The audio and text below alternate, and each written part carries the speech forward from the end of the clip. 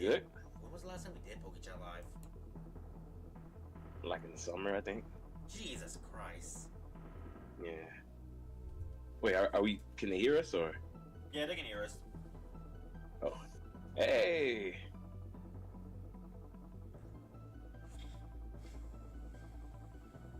goggles. Yes. Hello.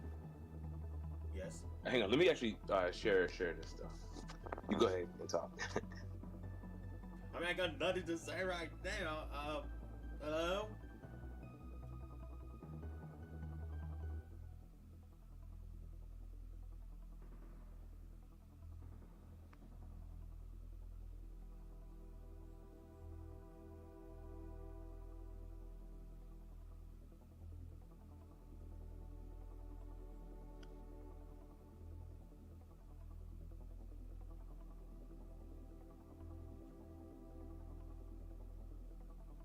Oh, Coro. I'm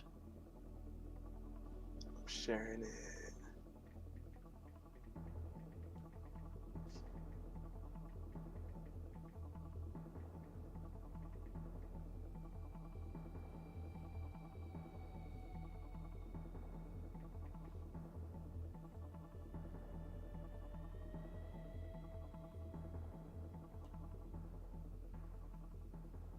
All right, just shared it on YouTube, community post on the Twitter. It's X, Trey. I'll never call it X. But it is X. I don't care. It's Twitter. It's Twitter coded. It's always been Twitter. It always will be Twitter. But it's called X now. No, I don't care. You know, X, Y, and Z. Oh, I thought it was for another X.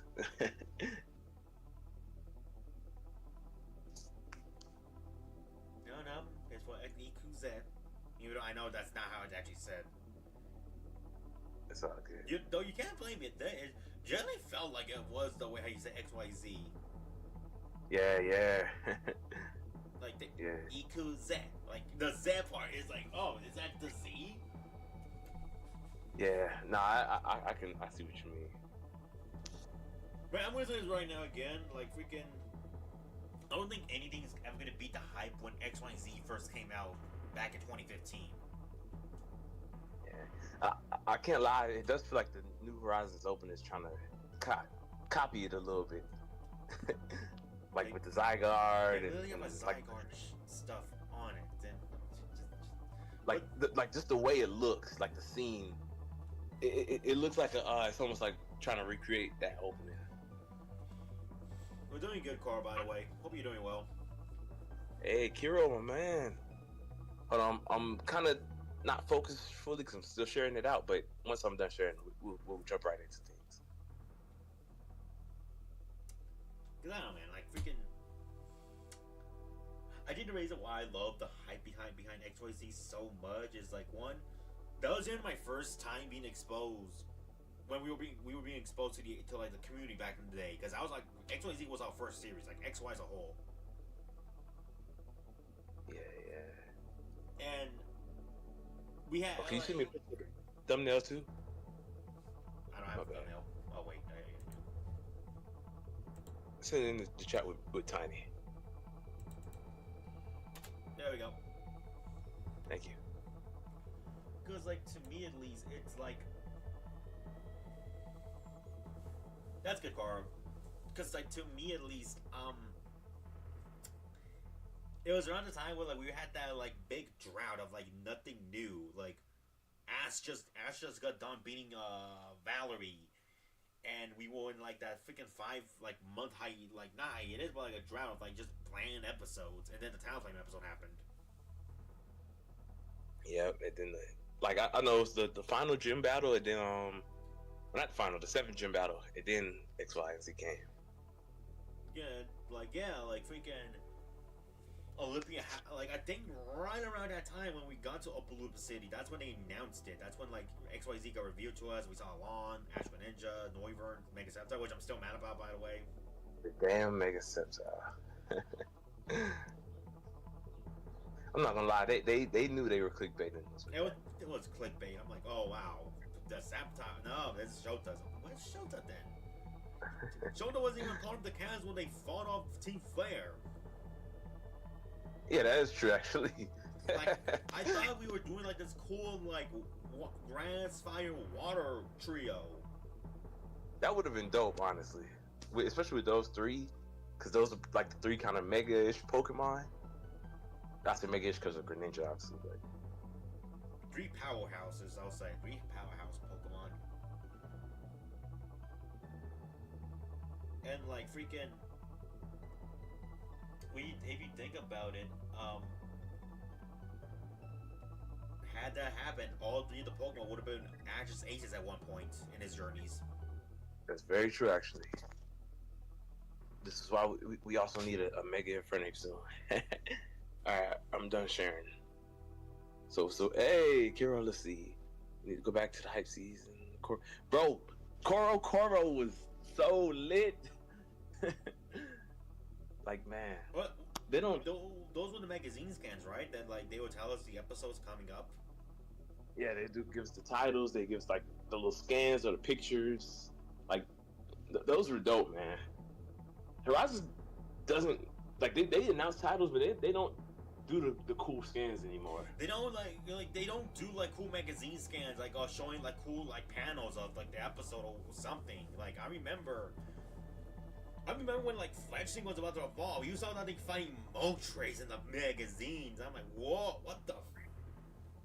Yeah, I will say I liked how Journeys did their magazines too. They didn't really do so much of the cool looking ones, but they did like nice wholesome ones. Like when Iris returned, it was the one of Ash and Iris. Or when Gary returned, it was the one of Ash, Gary, and Go in suits. Or when Vulcan returned, it was Ash playing with Luxray. Like I did like Horizon doesn't do none of that. Like at least give us something to promote the episode, you know? I remember when the Cosmic was about to begin, we saw Ash, Greninja, and Pikachu charging in with the Megas against them. I'm like, damn, this is gonna be hype. Heck yeah, man. We do need the scans back. Kiro was right on that one. Let's see. Valerie was 74, it was 93. Sceptile was built. Oh, yep. He was the weed whacker. Man.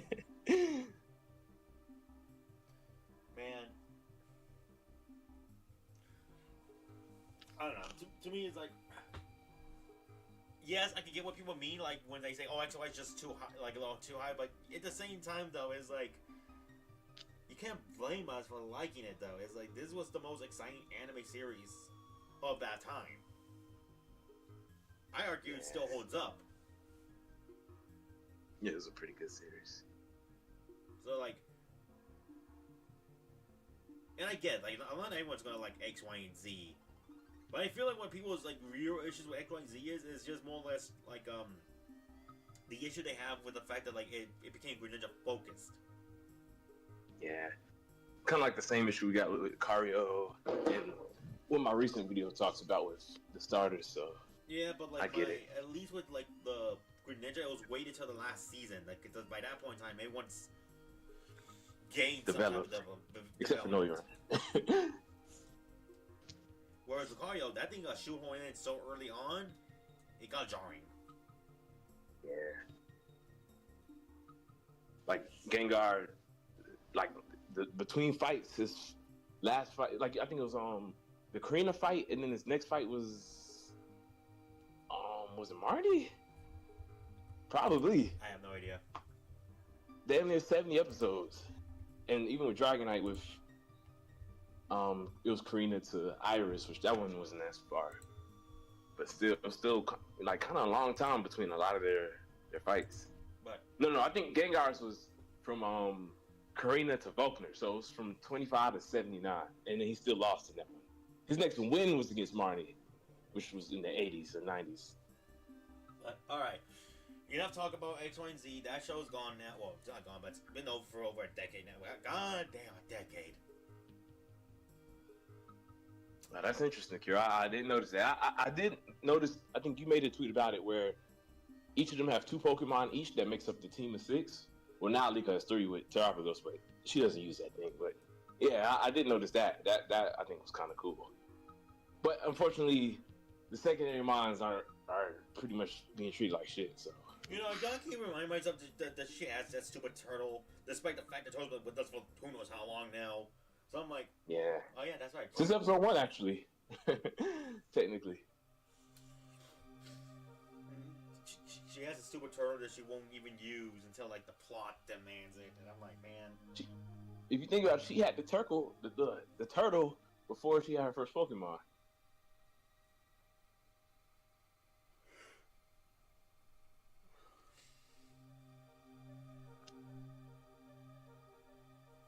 I hate that turtle. Me too. Like, never in my life have I ever seen an annoying, like, babyish Pokemon to that degree just to be annoying. I think for like as long as it's been around too. I mean, there's Grookey though. No. I would say Topic was worse than Grookey because Grookey was just an annoying monkey. This thing has important ties to a story. Oof, yeah. Hell, even Nebby was like never acting like a baby to this degree. Yeah, and it only was around for like 10 episodes as a baby. Like the most it did is just cry. Yep. Heck, it actually helped with the plot. it brought Ash and Gladion together. Yeah, I don't know. I don't know how I feel about that. Like, I don't know. To me, Nebby's powers just to me felt like they need to do it for the sake of the plot, and I'm not down for that. Yeah. Like, it generally just felt like, oh, we gotta do this for the sake of like the story. So Nebby teleport Ash to Gladion, despite the fact you don't know who Gladion is. Yeah. Or And Togepi was plot. That's very true. but Togepi's more. I like Togepi though. That's the sad part. Oof. Cause like, okay, yeah, Togepi was a baby back then, but it never like put anyone in harm's way or became annoying. The closest I could think of Togepi being annoying was during the Indigo League, where Togepi was about to pull like a tablecloth over, and Pikachu grabs it, but almost gets skewered by all like the silverware on top of the table. Kiro just made a good point too. They're trying to make Terapagos the Nebby from the games. It would like that is actually true. You know, it's the main plot point. They keep it in a bag, like that. I never actually realized that. It's like they're trying to recapture the Sun and Moon games with Terapagos, Which Nebby was not that enjoyable to begin with. yeah. And I don't know. I just don't think this Terapagos really works. It doesn't help knowing full well that like this thing isn't even a baby anymore. It's like 1,000-year-old Pokemon or like 200-year-old Pokemon. Oh yeah. Like Nebby and Togepi, they get excited because they were babies. We saw them being born. Yeah. This thing's been around for over 200 years now. We saw the process of Nebby being born. Fred, we're gonna get demonetized. Watch out. What you say? We're gonna get demonetized if you say stuff like that. Oof, we didn't use the terms. We just said we saw the process. Yeah, that's called data mine. Nice. What's up, Rescue Squad? But okay. Damn. In chat, I don't get my name. I'm messing. It was good, Rescue Squad. But alright, afternoon. Well, good morning, everybody. Hello, everyone. Pokechat Live is still alive. After 3,000 years. Which are we ready to discuss our main topic of the day? I guess like we have a good people. Alright, so because it's the first podcast of 2025, we're gonna start things small for a bit, and that's to like basically go through. We never once talked about Horizons at all back last year at all, if I recall correctly. Like the closest I think we did was just talk about the progression. I don't remember us ever talking about Horizons on the channel. So yeah, like I think it's time for us to actually buckle down and discuss about Horizons now, since one, we've stopped doing the episode reviews, and that's not because we stopped watching it. It's because Sunday is usually our best time to watch it, from what I see as of now. Yeah, definitely. Because the subs don't come out on Friday anymore. Sadly, that's one thing. So I mean, that's kind of one And two, diminishing factor. Two, we usually watch it with another friend of ours, and he's usually available on Sunday. So, and three, we usually watch them late, like late at night. Yeah. So even if we didn't want to talk about the episode, it would be like we're too late. Pokechat Live already happened for that said week, and I don't like the idea of like watching the episode and talk about the week later, because by that point it's like the new episode's out. Who cares? Yeah, and then also, I feel like some episodes are worth reviewing, but a lot of these I feel like haven't really been worth reviewing. If that makes any sense. So I think either two needs to change. Either A, what we should probably do from this day forward is either review it once the arc's over, or B, we move Pokechat Live to a different time, but I don't know where time though. Saturday's like our best time. I don't mind reviewing it after the arc's over, or at least maybe after a few major events happen here and there. Like the next time we can talk about it will be after they take on the Entei, Paradox, and Rayquaza or whatever. I know, yeah, Carl, I know. Like, the Pokechat was always on Monday night, but I don't want to take the Monday slot. I don't know. To me, it just feels dirty. Oh, okay. Well, because like that was their slot for so long. I don't. It's out of respect in my eyes. It's like out of respect. I don't want to take their slot. That was their slot. I mean, like, me, Raph, and Infamous just uploaded today at 10 a.m. Like, I don't really think it's like a reserve thing, Like, it was just kind of worked out best. Live stream. I mean, like Pokechat Live being on Mondays to replace Zan. Like, I don't want to do that. I mean, I guess if you feel that way, I don't see it like that though. Because then, like, if say we watch the podcast every day of the week, and then they all in, and it's like, oh, we can't do anything but Saturday. No. Like I don't. That just feels kind of. No, Trey. The reason I'm like that with the Pokepod is because they were the ones who inspired us to do it. I got you. Yeah. So I feel like I owe it to obligation to like uphold some respect to them, despite the fact they've ended already. Well, who knows? Like it is just a weekday. Yeah. But even then, though, it's like Trey, you're never around. I could probably do Monday nights.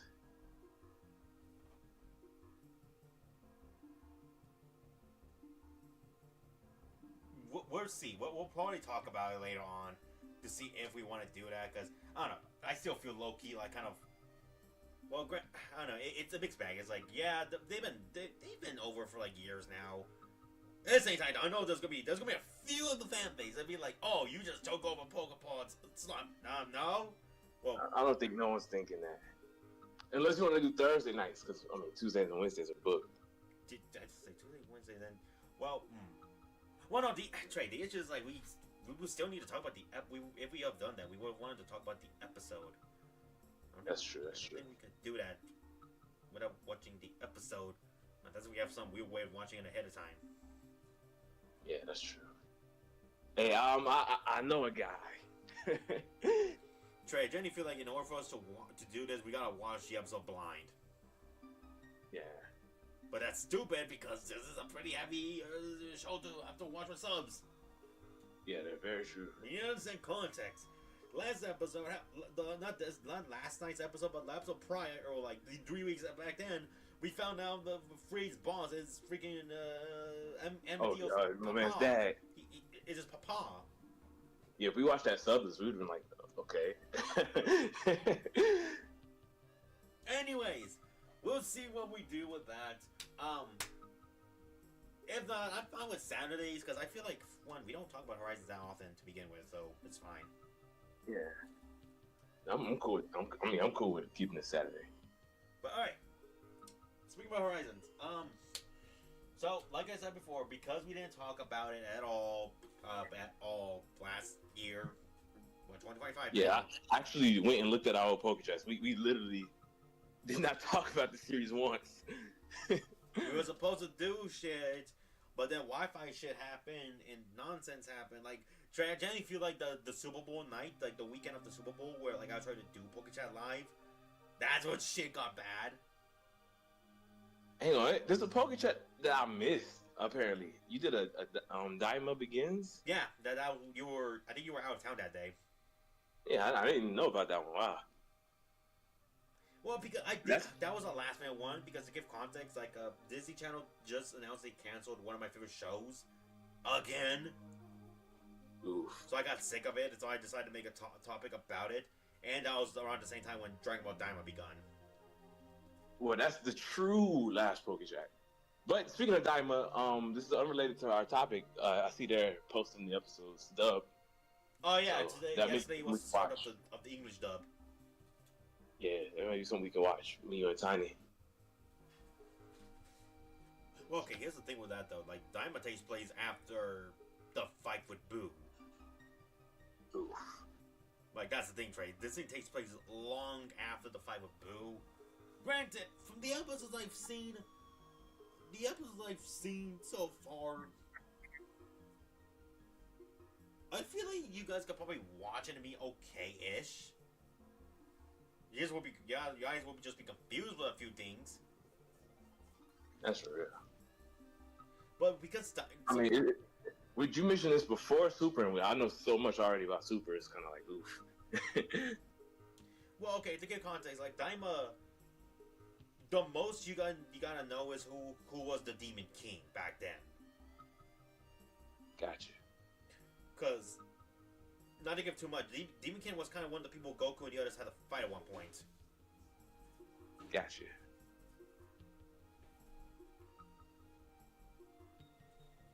Well, I guess on that note, y'all ready? Horizons, a very big series for me. I guess I'll let you go first. Well, but realistically though, So, here's what we're doing today, everybody. We're gonna be talking about Horizons, more specifically the school arc, the terrestrialization debut, and some of like the new adventure we're in right now. The Rayquaza Awakens, I think it's called. Yep, Rayquaza's Rising, I think. So, I'm gonna be straight with you all. I did not like that school arc at all whatsoever. Yep. I agree with you. But I'll let you go ahead and give your review first, then I'll give mine, and then we can both talk about it. So, because of what happened in the prior arc to terrestrialization debut, the Rising Voltaggers had to been stationed in Paldea for a while for the repairs. So in order for that to happen, they decided to enroll in the school to learn more about the translation to get stronger. And that starts like the main arc itself. The main arc consists of Liko, Dai, and Roy going to like the gyms and challenging them to like pass their translation test. Cool. Except most of them are pushovers. Like, I'll be honest, I'm not a big fan to forcefully give passing grades on character on both Liko and Dot for putting the effort in but still losing. To me, that just feels wrong. And people always got to me like, oh, but that's the whole reason is not to win. The whole reason is to learn from it. Okay, but the issue here though is this: they need to get stronger to fight off the foes, the explorers. That's my issue. Like the explorers are something that we need to be aware of. And not only that, but they want to catch Rayquaza and Entei, and you're losing the damn. You're losing to a Teddy Ursa. Like, yeah, like come on now. Like, I'm sorry, but to me, it just felt like they were really having baby in them, and the community wasn't happy that at all. Because to me, it's just like, I don't see progression. I just don't see the progression at all. They're constantly losing now. The only one who actually did good was Roy. He actually showed how strong he's getting. Definitely. Like he won each of his fights, man. Like, and like the one thing I appreciate what they did in the later half was they allowed Liko to lose but fail, because Grusha was about that nonsense. He was not about the whole like pass fail. He even says it to them. The results are the same regardless. mm-hmm. And I like that. It showed to me that Grusha is serious about his work. He's not here to like sugarcoat it. It's like, no, if you don't beat me in a battle, you just fail. It doesn't matter how hard you tried. What matters is the results. And the results is you couldn't beat me, so you fail. Yeah, man.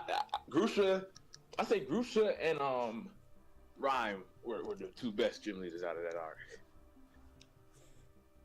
Because, they didn't really put up with the bullshit of,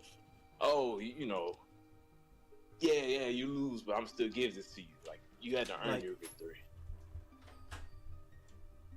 Like, this is worse than when Ash fought the Kanto gym battles. Because at least then, he did something to honor, to, like, gain the gym badge. Yeah, it wasn't by the battle, but, like, he still did something to, like, earn it. And I was on that topic, though. I mean, Ash still, like, it is still kind of bad for Ash, but it also showed in the actual league. When he went to fight the league, he lost pitifully, top 16. Even because, he didn't, he didn't actually earn all of those gym badges the right way. Like, once the later series started coming, he just kept going up, except for Univille. We don't talk about Univille, but he just kept going up. And if I can add on to that, because as of right now, by the way, folks, Pokemon TV is officially on YouTube, and they've been uploading the Indigo League episodes as of late now. As of right now, they're in the training arc for the league. And I put air quotes on training arc because, Trey, Ash barely did any training for the league. it shows. He wasn't. I mean, he did good. He did good for his first league. I'm not gonna deny that, but yeah, that's true. Top 16 that's a good feat. He could have lost in the top 132. But and they kept ragging on him too. I was like, Ash, you need to train. Even the episode where they're not up that episode. I remember it is the episode where he fights the Melwack trainer. He's talking to Professor Oak because they couldn't do training, and Ash was like, "Do you know any tips?" Or what can I do? And Oak's like, just give up at this point. It's too late for training. But if you wanna, you gotta go now because the league starts tomorrow. And I'm like, this is not gonna end well. He did good. He did fine for his first league. But at the same time, though, Oak said it. Have you done more training, you could have done better. Mm-hmm. Which is why the payoff of him beating Leon is so well. Okay, actually, no. I'm not going to use the Leon example. Why would you use Leon? He didn't even really train the Journeys team, or at least not on screen. So that's not a good example. I guess I use the Alola League, because we got to see, that's one thing. Oh, so you went to one battle league, joined, okay. No.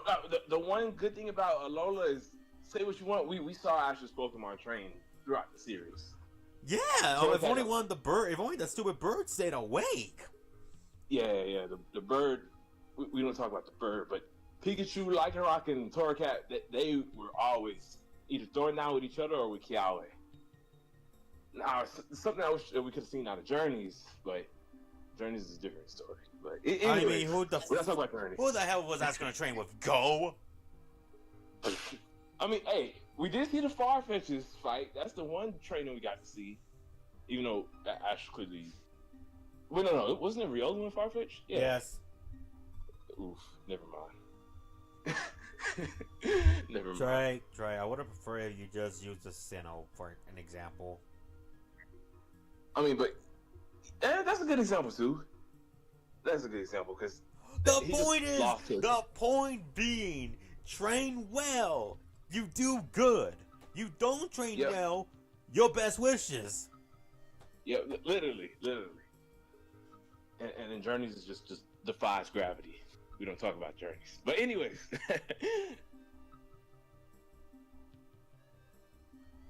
But the point being, despite Ash getting his badges in like unusual ways, he did something to like earn it in a way that wasn't the gym battle. Yeah, it was still kind of stupid, but still, it's like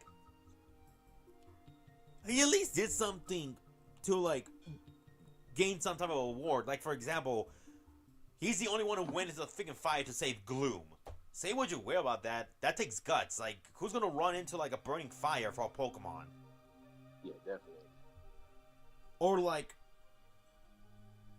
I know this one's stretching, but like the Marsh Badge with Sabrina, I always like to theorize. Yes. Yes. Hello. Oh, I guess he had to step out. Anyways, for me, I always like to theorize that like the reason Ash got that badge was because he brought Sabrina back to her human side.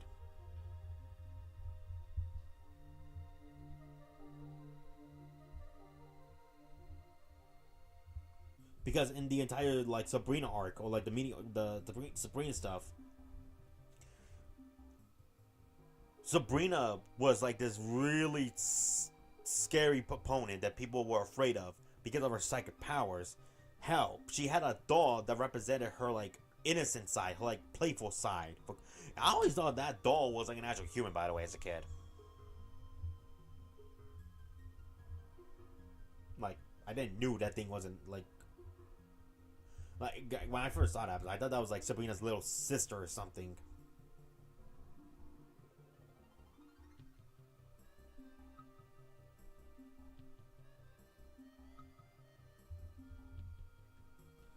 But basically, because Ash brought Haunter and Haunter's goofy as heck, it made Sabrina laugh. Therefore, opening her up again for her human side.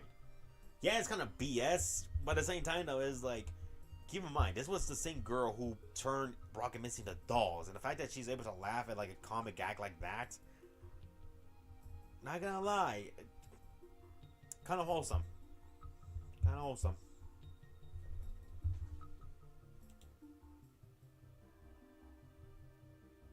I'm gonna wait for Troy. Oh, I think he said something. Oh, okay, I see. But yeah, also apparently Sabrina closed the gym for a while to recover because... I'm back, by the way. I was talking about Sabrina. Alright, bet.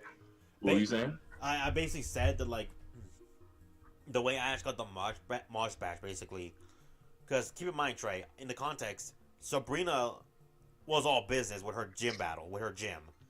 Like, she split her personalities into two different sides. The scary one with her psychic powers and, like, the playful one with the doll.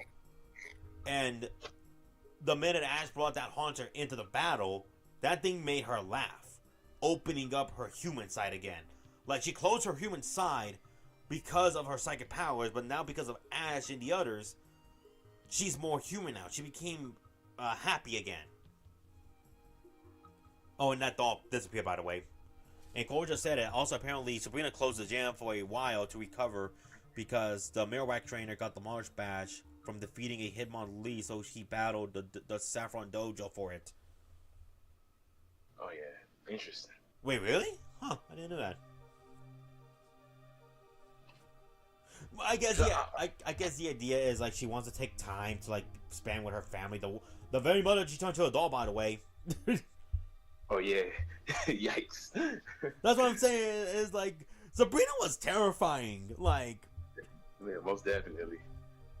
And the fact that it was Ash, of all people, to make her smile and open up again, showed the type of person he is, despite the fact he was still a rookie back then. That's a good point. Oh, and we don't talk about Team Rocket Gym, so yeah. Yeah, she does that every day. How do you feel about Horizon Penny because being a soft sequel to Star Violet Penny? Like, did the Star event even happen? Like, okay, Yeah, there's a theory that's like there's a theory I think going around Trey, where it's like, I think you said it before. The events that I happen think Tiny said it. in the games have already happened. Yeah, Tiny has said that, which I find that interesting. But then I'm kind of also wondering what does that mean for our legendaries, because there's actually that's one of the weirdest parts of Horizons. Like, do you think we're gonna see the legendaries? Because it's getting kind of late. Like, don't get me wrong. I mean, Trey. They don't usually show up the main legendaries till like late back in the day. Yeah, I was gonna say that is also true. They save them for like the biggest arc. But then again, not all the way either. Like, Groudon and Kyogre. I mean, the Alcapalkia were saved, but I feel like it's around this time where we may actually see them. So we'll see. Especially with them going to Area Zero as well. So that could actually be the next thing. That does cause a theory to like people saying like who did the event, which it could go either way. It could just be like, oh, the Scarlet friends did it without the main cast, or what I would like, but it probably won't happen. Ash went to Paul Day and did the events with them. Hey, honestly, that could be the case. Yeah, Ash did that shit, and he got Kouraidon. Oh, yeah, let's do that. Let's do that. No, this is not. And no, I'm not plugging Zach's what if series. I'm just saying. Look, I know a lot of people don't want Ash to come back. Me personally, I would not mind it. I grew up with the boy. I want to see what he is. There's actually a lot of people that want Ash to come back, man. Huh? There's actually a lot of people that want Ash to come back. There's a lot of the people that we know, though, Trey, that just don't want Ash to come back in general. Oh, got you. Like, I literally, on today's video, I had comments about people say I miss the Ash era. I was like, But look, I'm not saying bring him back forever. I'm just saying I want to see where he is right now. It's like in the same mindset I have with, like, I know this is not a show to bring up, but like Fairy Odd Parents, like A New Wish. Cause like, oh yeah, we saw all the Timmy's friends. All the Timmy's friends, all like the past series characters. So now it's like I want to see where Timmy is now. And the only reason I want to see Timmy is because I want to have a proper farewell with him and the fairies. Yeah, I think that's where Kira made a good point too. I'm thinking about the movies. A lot of times we see the legendaries already in the movies, like early on. Yeah, that's the thing. It's like they're movies, which makes sense. You gotta promote the new Pokemon stuff. Yeah, like yeah, that's true. The first movies normally where we see the legendaries with Black and White. We've seen Xerneas and Yveltal, Dialga. Like, there's no, and then when they stopped doing the movies, like Solgaleo and Lunala came in pretty early in the anime. But yeah, and even the Sword and Shield legendaries. But here's like there's no movie, and they're coming late. So I think that's kind of why I feel that way.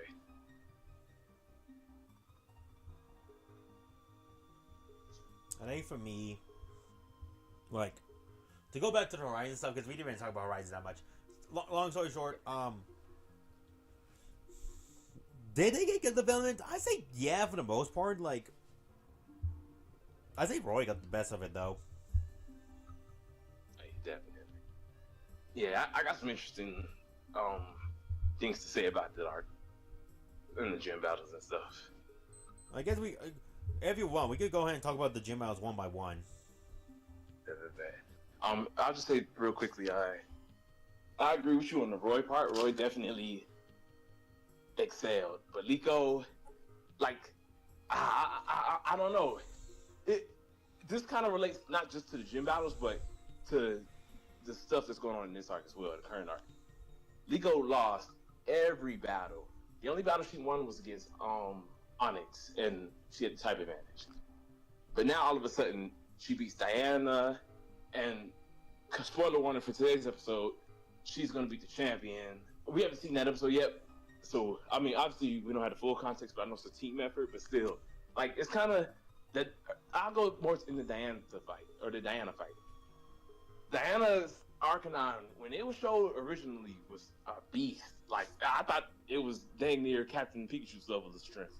So see it come back and Liko wins with not having the type advantage. Yeah, she terrestrialized or whatever, but I don't know. It's just I just couldn't really get with that win, especially in the battle right before Diana. She loses to Roy, who also has the type advantage. So it's kind of like, so are you saying that Roy's Crocodile is stronger than Diana's Arcanine too? Like it kind of just feels like they brought Diana back and nerfed her, which I'm not a fan of because that's one of my biggest issues with Journeys. They brought a lot of these characters back and they nerfed them, or they gave BS reasons for like Ash's Pokemon to win some of those fights. But yeah, we can go ahead and talk about the gym battles. Alright, let's go in the order they fought them. We're gonna start with Katie, the baker. Yeah, I didn't like this one. Yeah. I think this was the one that kind of everyone, at least me, you, and Tanya, were like, ooh. Because this was we all had the same opinion, where they're in this arc because they want to get stronger. Like, don't get me wrong, I am proud of Liko, Roy, and Dot because we've seen that they can fight on their own now. Like, they fought the Explorers on their own. Because before this arc, there's always, Cap, save us, Cap, save us, Cap, save us. But now they can actually hold their own. So they did grow. But that first fight, I'm like, you're here to train. You lose, and you still kind of come out on top at the end. It's like how's this going to help you when you're fighting all the Explorers? It almost and felt Cap like can't come save you. It almost felt like they were babying her, like mostly Dawn and Liko. Yeah. Let me elaborate real quick. I don't mind Liko losing the fight, but I also felt like that's something that she should have learned from the fight and not gain the point until she gets the rematch or something like that. Like say now I wouldn't even have a big issue with this if she gained participation points, but not the badge itself. Right. I know this is a weird analogy, but it's like a driver's test, if that makes any sense. Whereas, after you do the driver test, your instructor tells you what you did right and what you did wrong and what you got to improve on, and he'll base his decision on that. They could have probably did this differently. Because I know they didn't have time to go back and give each of these characters rematches, because that would make the arc extremely long. But instead of, maybe the badge could have been, I think, at the very end of the gym quest. So say you take on all the gyms, and then you're face to face with them, and they're or maybe just the first round of gyms. The badge thing isn't really a requirement. It's just the second round, and then that would have made sense because then we would have got the Grusha being like, no, you fail, and even Ron being like, I might fail you, but I'll give you one more chance to rematch me. But as of right now, you're failing. Then I feel maybe that first round of gym leaders could have just been, hey, go fight these guys. You can lose, but use that loss to learn so you can do better against the second round of gym leaders. Instead of, oh, you lost, but I'm still past you. I feel like that they could have kind of handled that a little bit better. Double battles would have been cool too, honestly. Yeah, I agree with you, Kiro. The secondary Pokemon, I feel so bad for them. Because none of them have won. The only one that's won a fight is Kilowattrel, and the one win that he got was against Hatchram. And that's not, amazing victory, because Hatchram's shit too. That doesn't help. It's okay, you're putting two shit Pokemon up against each other. Which one is the more shit?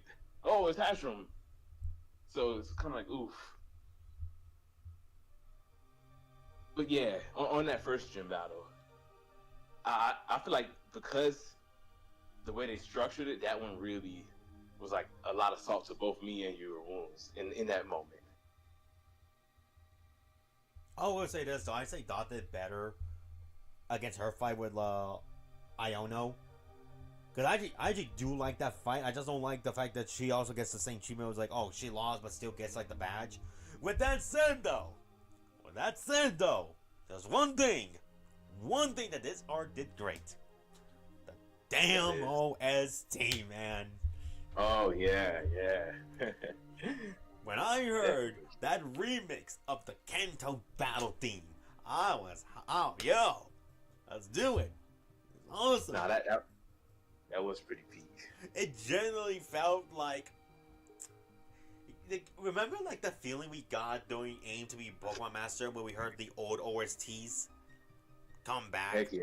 It felt like that, only differently. Because one, it was like, okay, we're bringing back this old song, but we're gonna have a twist to it to make it our own like identity. And I love it. Yes, complete remix. It's a complete remix. I want it. I want that on my phone. I want that on my playlist. I can't find it. Oh man, yeah. I'm sure when they release the second OST, those songs will be on there because none of them are on the first one, which is sad. Give me the freaking battle theme, man. Which the second OST should be releasing. I say maybe about in the summer. Oh. I think they're gonna release them in the summer, so we got a couple of months. With that said, though, I'd say Dawn also had some good development episodes during that her stuff. Because if I remember correctly, I think it's all about Dawn coming out as Needle Thing. I think, or like not fighting as Needle Thing, but as herself. Yeah, that was good growth. But I will say it was unfortunate seeing Dot lose and not beat any of Larry's Pokemon. Like, it was kind of like, damn, like. Oh no, that. I mean, to be fair, he's a freaking Elite Four member too. What do you expect? Yeah, that's also true. That's also true. He's an Elite Four member. I think he's using the same age that is his Elite Four. Dude, what the fuck? Why? Yeah, that is also true. Which I just want to hype up Roy real quick. Roy, I feel like had the best progression, and it's something that I'm hoping that happens with Nico. Roy actually fought Brassius earlier, and he got wiped. He had the type advantage and all, and he in both ways. He had Stomp and Tantrum when it was Sudowoodo, and then when it turned into a grass type, he had his fire type moves, but he got destroyed. But Roy came back, he beat Brassius, and in the second gym battle, he got a little arrogant. Like, I kind of like that. He got a little arrogant. He was like, yeah, we use this song all the time. The song fails. Rom's like, I'm going to fail you. I'll give you a chance to rematch me, but I was ready to fail you. And after that rematch, they found a new way to overcome Rom. Like, I thought Roy's whole arc was amazing. And I agree with you on the Liko and Grusha part. Like, Grusha failing Liko was the best. Both Rom and Grusha is what we should have been getting through the arc, but then again, they wouldn't have had time to give them all rematches and stuff like that. So I wish the first 3 gym leaders that they fought, they weren't really like, they were required to fight them, but it wasn't like a pass-fail thing. I think the pass-fail should have just been with the last 3. And then, like Kiro mentioned too, the other 2 gym leaders, poor them, they didn't even get. Oh yeah, freaking Tulip and Kobu. Yeah, they were disrespected. They were resorted to freaking the grunts, I think. Yeah. Which I also wonder, because they both have Terror Orbs. Did they pass all their trials? Like, I mean, it's kind of obvious they did. Like they got them. Yeah. So I'm interested. I wonder how did those fights go too? Because that's the thing. They're here as well to train. So Liko, Roy, and Dot, they're getting stronger. But the grunts or the explorers are getting stronger too. That's why I feel like it's important for them to start getting more victories, because now they all have Terror Orbs. So I think my issue though. Okay, so let's talk about freaking Onyx and Sango. Oh no, my bad. Rice ball and sandwich. I'm telling you, if they don't change the rice ball into donut, I'm gonna be mad. Oh man, we'll see. It's coming up on it soon. Come on now, give us a nice reference to 4 kids. You can do it. Yeah. I like the idea of the explorers like infiltrating the school in various ways. Like, we got freaking rice ball and sandwich as students. That's cool. That means they'll be closer to like the main cast. We also have what's her name being at like a teacher. Yeah, that was also honestly really interesting. Did they do anything with it? No. No. Yeah, no. Nothing. Not until the final length of the season. And I'm just like, man, like, okay, to be fair, they did a few things, but nothing to warrant it. Like, yeah, like, Sango got mad at Liko because she was about to fight, freaking the baker, Katie. And I like how Katie, like, I'd like this moment where, like, Katie just, like, glares at Sango. Because Sango was, like, mad she's not gonna battle her, but she, like, gives her, like, the most sinister, like, I call it, like, the mom smile anger glare, if that makes any sense. Yeah. The same one Lily gave in that one episode. Like, yeah, like, it's like that glare was, like, you know, like, that face should never be mad. She doesn't want to be mad, but she wears if she has to. Yeah. Also, side note, I do love that moment because I mean, I saw just like, but the cake just turns around, and I'm like, oh shoot! And you see, and it was snowing behind her and everything, bro. Like, she was giving like the coldest glare ever, and that's like, man, God, that Lily. That's like the only time I can think of Lily actually being like menacing, I guess. Yeah, I agree with you. Because, like, I think the only other time she did something like that, it wasn't even her specifically, but, like, it wasn't, I think the only other time this happened with Sophocles, at least, it was, like, the Celesteela episode, I think, where Sophocles tricks everybody into, like, digging for him, and Mallow caught on to that. Meanwhile, you got Lana giving him the glare. Yeah. Oh man, those moments were fun. I wish we had more moments like that with the Sun Moon cast, to be honest, because, like, yes, they're friends, but to me, I always felt like they were way too friendly. So those side moments right there of them just like egging on each other, I like. It reminds me of like the 4Kids, like the OG era, where Ash gave sass to everybody.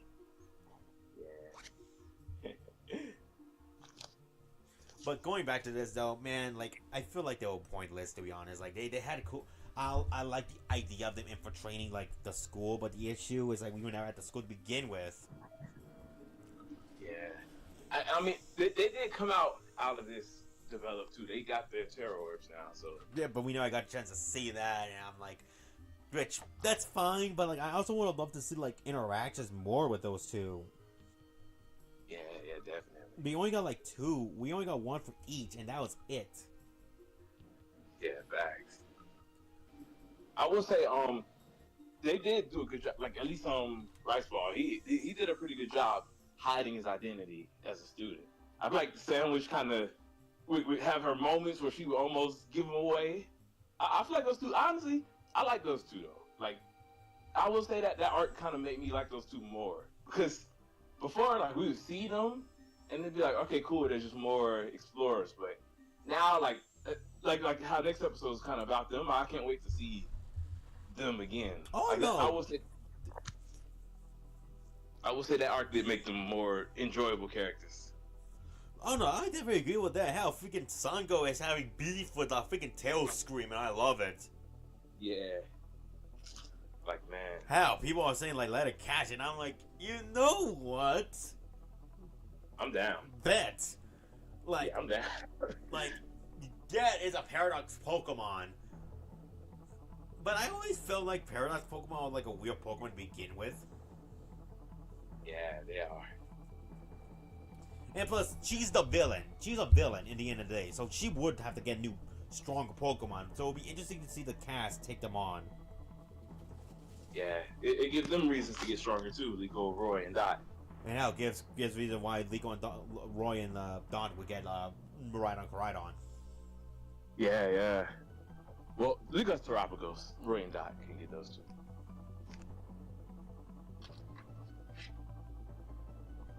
And a lot of people have already been theorizing of, Roy and Dot getting those because, Dot's kind of more the tech base, and Miraidon, it's a robot and then Koraidon and Roy are like the adventure outdoor Z types. Yeah, like Roy spent his entire life on an island, like on an island, so he spends most of the time outdoors.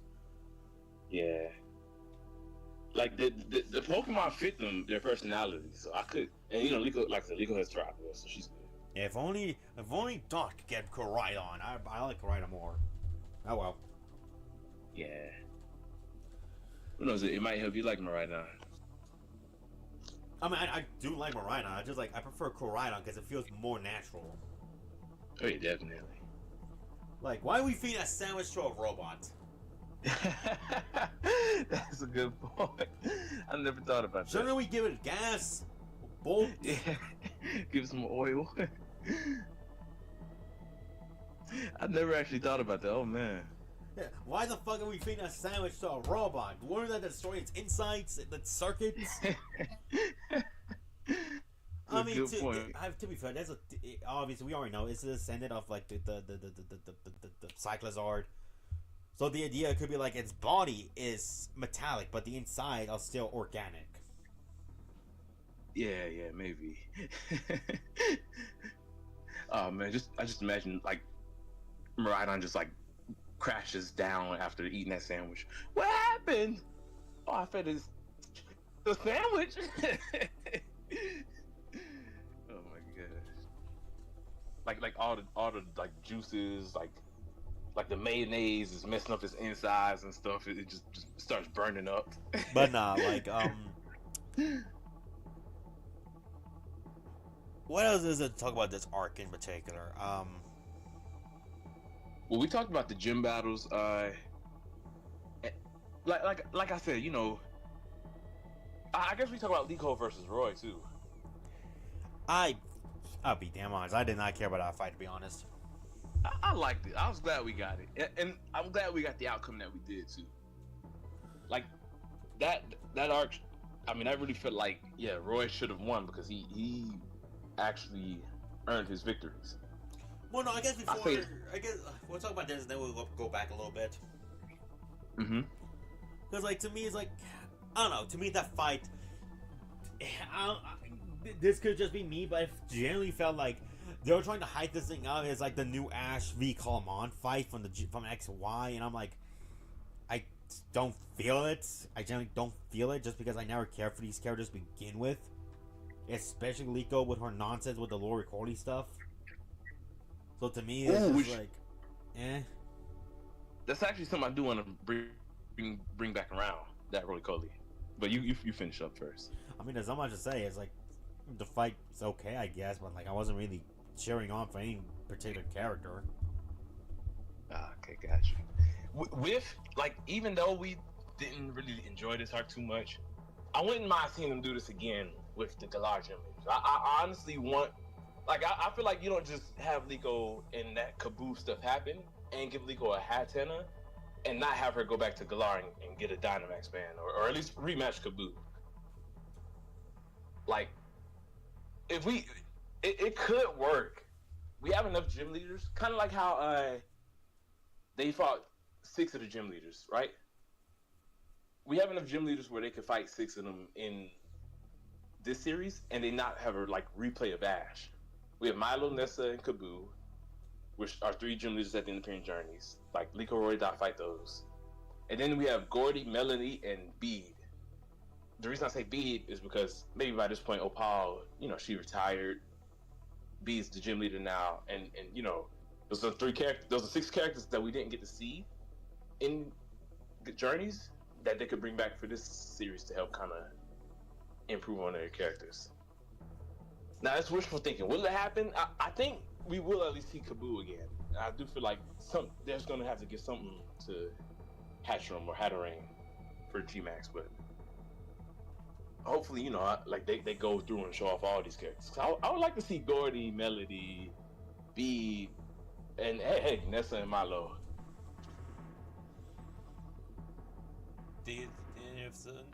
God, Carl, I don't think they're gonna do a 6v6. Like, as much as I want a 6v6, given this direction this show is, I think we're done with 6v6 for a good while. Yeah, for them to do a 6v6, we would have to have some crazy caption going on. The most I can see is a 3v3. Say if Roy does catch Crydon, then we can see, Terrapagos versus Crydon. But And like, Yeah, we're in like the 70s, aren't we? we're in the 80s. We just hit 80. Oh my fucking god, you gotta be kidding me. This would have been around the time we would have like 5 members. Yeah. Yeah, they only have 2 because 3. I'm not seeing a 6v6 come out of this. The only way I can see a 6v6 is if Free fights somebody that has 6 Pokemon and like he just reveals his team. Which, Like he I mean, wouldn't be surprising. Fucking, we've seen that already with Kukui, Leon, Alon. on. Yeah. But Free, that means Free will have to fight somebody that hasn't been shown already. Unless like, I don't know, they do a Free versus a Meteo, or Meteo pulls out 6 Pokemon too, but I doubt that. I mean, who knows? But my big wish is Free versus Ash 6v6. I want that so badly. And in a tie. Oh no. It's not a tournament, Trey. That's true. Honestly, I do feel like that would probably be what they would do. Cause the way they've been hyping up Cap, I don't see them actually making a Pikachu victory. I would say Ashes would still win, but I can see them tying. Like, here's my issue with that, though. The show isn't focused on Free. It's focused on Liko, Don, and Roy. Yeah, so it would be pointless. Like, it would be a nice spectacle for us to see, but it would be kind of pointless. Unless they do like a Free versus everyone where they all have 2v2s and they split Free's team up, but still, even that's not, I don't think that would work out either. I feel like the only way you can do this is if, like, fucking, I don't know, I guess if Liko and Freed have a 3v3 fight, but this 3v3 fight is to determine if, let's say this is the finale of the show. Freed wants to challenge Dawn to see how far she is, and say she beats Capped, she becomes Capped. Like, she becomes the new captain of the new Rising Voltaglers. Like, she becomes, like, the new generation Leader. of Rising Voltaglers. Yeah, that would be cool. I can see that. Like, I can see that happen. Yeah, that would be pretty cool.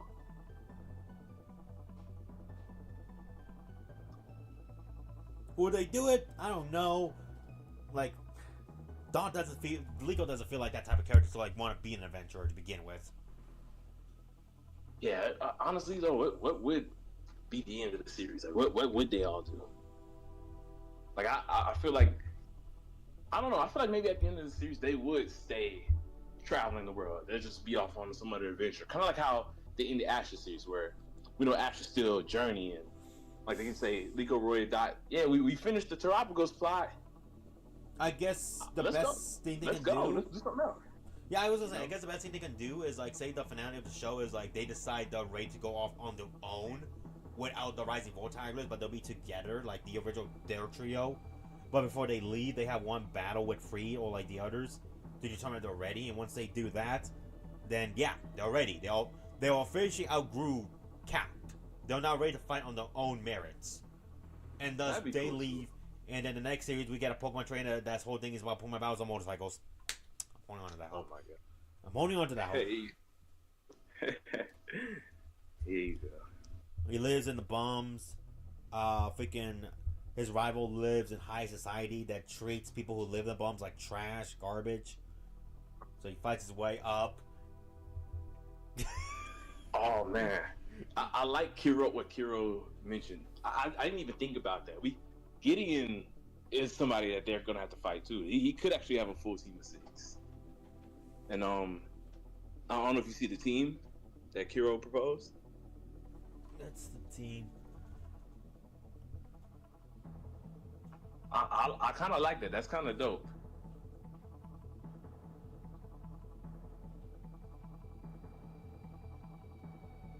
Gen 10 Pikachu will be a female. Yes. Or no. We'll get our what's the next region? Our new regional variant Pikachu. I couldn't think of a region or no, that would be stupid. I don't want that. there was an idea of a regional variant Fire type Pikachu originally, but they scrapped it. Thank God. I don't know. Pikachu to me feels just too universal. Like, you can't really do a regional form of Pikachu when that's the main Pikachu is a mascot. Yeah. Because then it would just be like that one Pikachu for that one generation, but then what about the rest of the generations? What? Wait, like you mean going forward, or? Like I'm saying, it'll just be there for that generation, and after that, we'll go back to the original Pikachu design. Oh yeah, definitely. Which, at most, I can see them doing another regional Raichu, but that's it. Yeah. Oh hell, give Pikachu a new branch evolution that isn't a Raichu, like Garuchu. Yeah. Because I know that's something people wanted. I wouldn't mind a electric fire Raichu variant though. Like I think that would be kind of. I wouldn't mind that, but as long as we still keep our Pikachu, that's fine. Yeah. In terms of female, I don't mind being a female, to be honest. Like, Ghost was cool. fuck. I like Ghost. No. Go barely had a Pikachu. He did barely have it, but when it wasn't Pikachu, I liked it. It was barely a Pikachu, Trey. It was barely a Pikachu. It only appeared for one episode and evolved to Raichu, and that was it. You don't like Ghost Pikachu, you Ghost Raichu. That's different. It's Raichu. It's not Pikachu, it's Raichu. Raichu is a Raichu. It was a Pikachu when he caught it. For one freaking episode. Not even a 4 episode. Oof. I hate Go. Oof. But not like, I can see them doing. I feel like this is too early on. I feel like next gen though would probably go back to formalities, I guess. Yeah, it really whatever next gen is gonna be, it's the 10th generation and the 30th anniversary. I feel like it's gonna be big, like especially with them taking 4 years to develop this game. I feel like it's gonna be a pretty big one. That's what I'm saying. Like I feel like this one, like what better way to like honor the 30th anniversary than to go back way to where you all begun? I'm not saying go back to Ash. I'm saying like go back to a more like standard Pokemon anime, where it's like it's just a trainer collecting badges. I could see them possibly bring Ash back for Gen 10. I don't know, man. Like bring back Ash after a generation is like we just said goodbye to this guy. Yeah. Like, don't let the fans control your storylines. If you literally announced that this was his final chapter. Honestly, though, it wouldn't just be the fans too. It'd also be, I guess, performance-wise. Like the only way I can see them bring back Ash is like for the 30th anniversary, but for like a special episode. Or a movie. I would love to see them come back for a movie. But nah, like the fight in itself is fine. The fight I'm more or less interested in was Liko versus Onyx, because I like how after the fight Onyx gained respect for Liko, which I thought was cool. Like it also helped out Liko earned her like badge, I guess. Yeah, and actually, even Amicio gained respect for Liko too. Like, I do like those moments. So yeah, and Amicio, that's honestly a whole nother topic in itself. Because we know, he's kind of off the team now. So, do you think? I guess this could be relating to our predictions for the future. What do you think is going to happen? You think he's going to join them? You think he's going to go to going to Avatar the Last Airbender route with him? I don't know what the Avatar Last Airbender route is. Zuko, basically, he starts out as the villain, and then he joins the heroes by the end. I feel like he will join them, but not join them. That makes any sense? He'll team up with them for the fight. He'll team up on the fight, but like in terms of becoming a new member, I don't think that's gonna happen. Especially since it's shown already that like the other two are still loyal to him. Yeah, like he has his own family. He has his own objectives. So I feel like him coming in, he'll join the fight to help them out. But that's it. Afterwards, he'll probably go on his way. Yeah. I don't know. I can probably see, like, after the fight, he's walking off. Free offers him to join, and he's like, no, I want to go on my own path. and then looks at him and says, we'll settle the all matter another time or something like that, like implying that yeah, we're gonna have another battle again. Definitely. With the opening showing the Zygarde and Rayquaza fights and stuff, and we know that they're about to go catch the final ancient, being the Entei Paradox, and then they're gonna fight Rayquaza afterwards. Do you think this next fight with Rayquaza will be the one that they end up catching it? Because, like, I could see them failing to catch it, but then it'll kind of be like, with all this other stuff in the opening, can we really go through another arc or another 20 episodes before we see that stuff go through? Because, they've been doing these, like, 20-episode arcs things, so we know that the Zygarde stuff's coming soon, and especially with them probably aligning with Legends ZA, so do you think this will be the moment they catch it finally, or do you think? What do you think? I feel like it all just depends on, like, when ZA comes out and the direction, because, like, when exactly is the Rayquaza stuff gonna happen? Soon? Episode 82 is when they're gonna see Rayquaza again. And that's the episode after this is like the episode right after they fight Entei Paradox.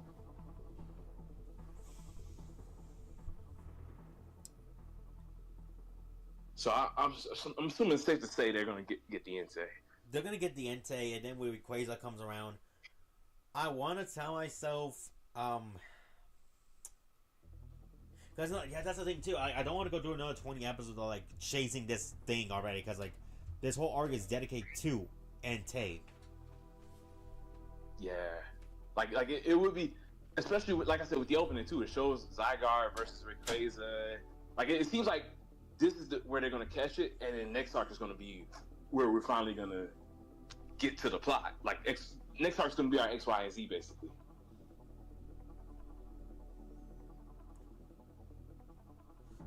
Like, if I gotta say, my theory is like they're probably gonna end this whole stuff by the mid of this year, and the rest of the next year is probably gonna be like.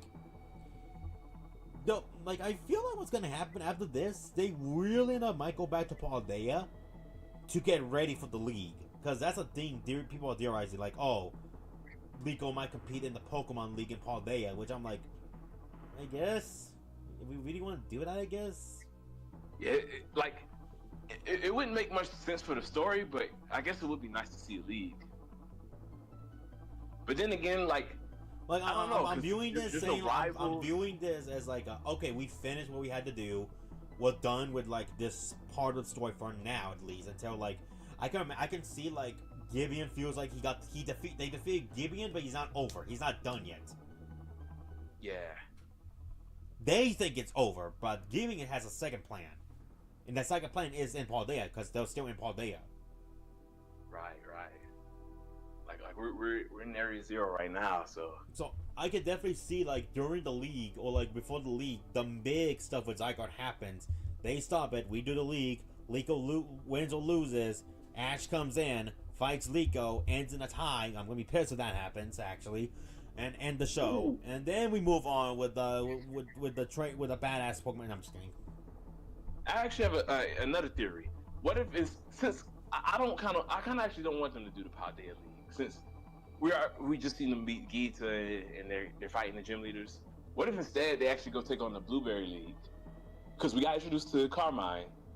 Like, I know that technically the Blueberry Academy wasn't like a traditional league, but it kind of was, where we had Kyrian as the champion and the four were kind of like Elite Four members. Like, what if we go to Blueberry? We already got introduced to the principal, the lady. Like, what if we have a fine arc there where they go to the Blueberry Academy?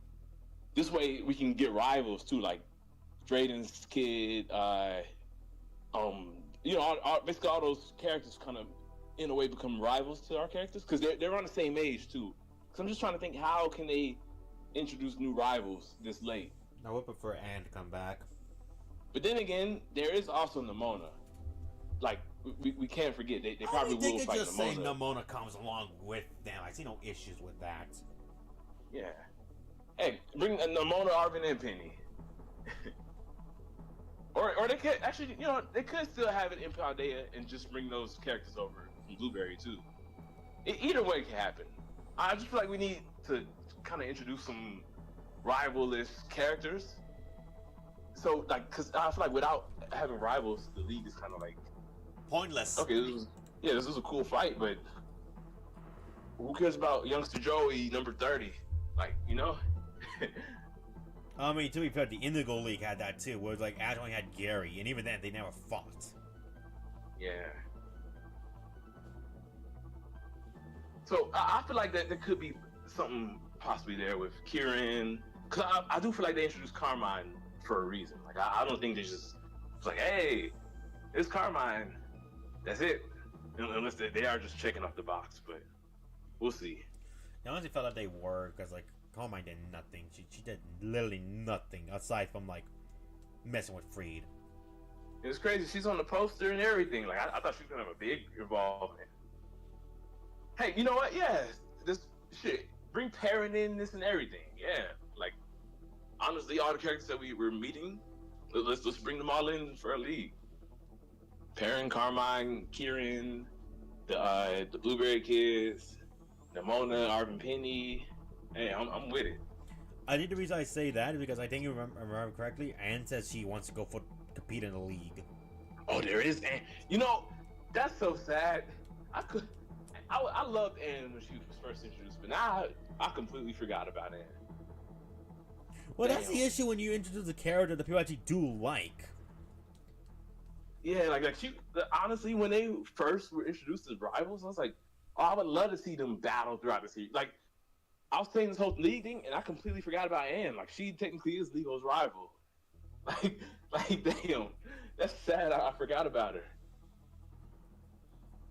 That just kind of shows, you know. I guess they do need to show off her characters more too. We don't even see them call anymore. You know, I remember it was like the one episode where she caught Sandshrew. She's just like, hey, look. I think the issue with that, though, is just like freaking this series with directions. Just like it's not traditional, so it's like there's no need for a rival for this. Since they isn't going for a league or anything like that. Yeah, that's true. Dang, man. I can't believe I forgot about Anne. That's kind of sad. Which, yeah, Anne, I think, did she pass too, right? She's a terror orb? I think so. Yeah, so they could be building up a league, just not traditionally. They could just be. It could just be like a friendly tournament. Like it's just a friendly tournament. Honestly, let that be it. You know, there's the Paldea school tournament in the games. Like they could just let it be that. Because if that's the case, then we can root for anyone who you want to win. And I think that's fair. I honestly think that's the best route to go because we have 3 protagonists, so there's no real, you know, it's anyone's game for real. Plus, I feel like Roy, is going to be. None of them. I'll say this, because of how even they are, it could go either way. Right. I will say though, and I don't know if Nimona's going to enter the tournament as well or be the final boss.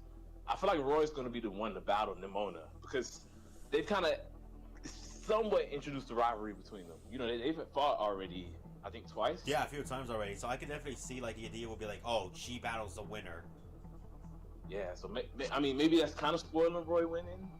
But then again, I wouldn't mind her being in the tournament and then we see a battle with them that way. This way, there's no real way to see who's going to win, you know? I mean, I could see that too, actually. Like, Nimona loves to battle, so I could see that happening. Yeah. But honestly, I think that would be interesting. Yeah, the next arc will be the big, or at least the first part of the big Zygot arc, because I do agree with you. This isn't going to be the end. I feel like they're showing off regular 50% form Zygarde now, but if these theories of this new Zygarde form for Legends EA is true, then maybe after the tournament we'll see that when the game releases, because obviously they don't want to spoil that before the game releases. We'll see. The only time will tell, but I think with that said, I think we said everything we needed to say. I feel like this is not a bad place to end. What do you think? Yeah, well, I think we covered the last arc, and we gave our predictions for the future, so. Alright. So, for the future, everyone, Um, we're gonna try and be more consistent with Pokechat Live. We're gonna try at least go for like twice a month at least for like streams, and see where we go from there. In terms of the next Pokechat Live, we don't know what we have planned, but we'll figure something out. Yeah. This is the start of a new season for us, though. Like a new season for the Pokechat 2025. Let's go. And we will have a special Pokechat, I'm pretty sure, in July. Why July? Think about July. My dad's birthday? I mean, we do have birthdays in July, but think about it in terms of me and you. I know. So, gentlemen, everybody, by July, this is going to mark 10 years since me and Trey first met and first started collabing with each other. Yep. God, 10 years. Oh, man. That's going to be... You know, it'll be crazy, too. Because, you know, we when we started this collab, it was in X and Y leading up to XYZ. What if in July this year, we're leading up to, like, the next Zygarde fly? Like, I think that would be kind of cool. Wait, hey now. Pokemon, what the fuck? Wait. That's kind of crazy when you think about it. It is ironic. Wow. We first met before the start of a Zygarde storyline, and 10 years later, we'll celebrate 10 years doing that Zygarde stuff. It all comes together. Man, goddamn. I low-key want to... Trey, I want to commission, like, a special, like, 10 years. A 10-year anniversary for... I guess not Pokechat, because Pokechat didn't start until, like, 2019, I think. Yeah. We won't even call it the Pokechat back then. Yeah, we were just... Let's talk on YouTube. Though, I would not mind having, like, a cool commission art, just you and me with, like, a Big Ten sign somewhere. Hey, our boy Legacy, he's taking commissions. Cool, you pay for it, because I have no money. Oh, screw you. I have no money, Trey. Nah, I got you. It's fair. Well, how about this? I'll pay for my stuff for new art, and then we just reuse yours. There we go. Oh, my God. Yeah, I'm messing. But with that said, though, it is a 10-year anniversary, everyone. So expect great things from us for this year. Since is it not only the 10 years of us meeting, but just 10 years of us starting our channels. Yeah, big year for us. That's kind of why I came back and did that video today too. I was like, I gotta upload for 10 years, man. I got to. I know after the Japan kind of mini video or vlog, I took a little break, but you know, writer's block, it hits you. So I got some video ideas cooking. Well, with that said, though, everyone, you all have a good day, a good night, a good afternoon, and we'll see you next time.